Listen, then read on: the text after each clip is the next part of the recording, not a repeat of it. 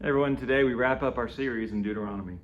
Now, this commandment that I'm giving you today is not too hard for you or out of reach. It's not in heaven, so you have to ask, who will go up to heaven and get it for us so that we can hear it and do it?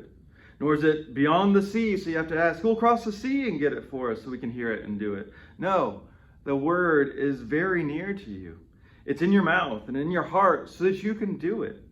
Today I call heaven and earth as witnesses against you, that I have set before you life and death, blessings and curses.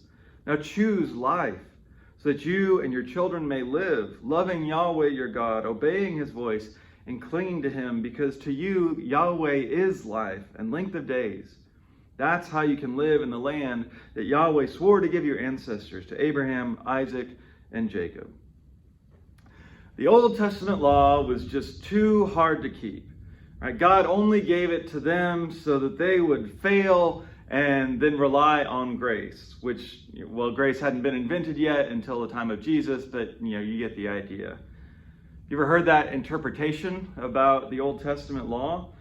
Now, it's true that sometimes the yoke was too heavy or too demanding in certain ways, but most of the time that was actually human legalism and ways that people tried to enforce the law rather than what it actually said.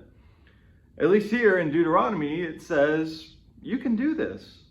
And I think we need to take that out of the realm of moral perfection, but more the idea of you can know what God wants. You can be who God wants you to be. That's not actually beyond you.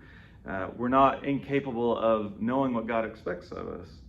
It's in your heart, Moses says. And so in some sense, that means we can trust our moral intuition. We often do know how to act in love. If we're honest, we just choose otherwise. Almost nobody intentionally sets out or chooses to ruin their life.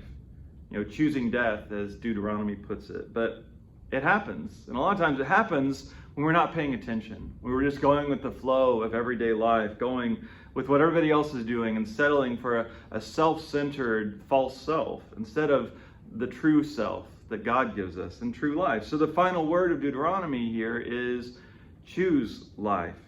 Not just to survive, not just to get by, but to actively seek out the source of life itself. I am, right? That's what Yahweh means again, to the one in whom we live and move and have our being.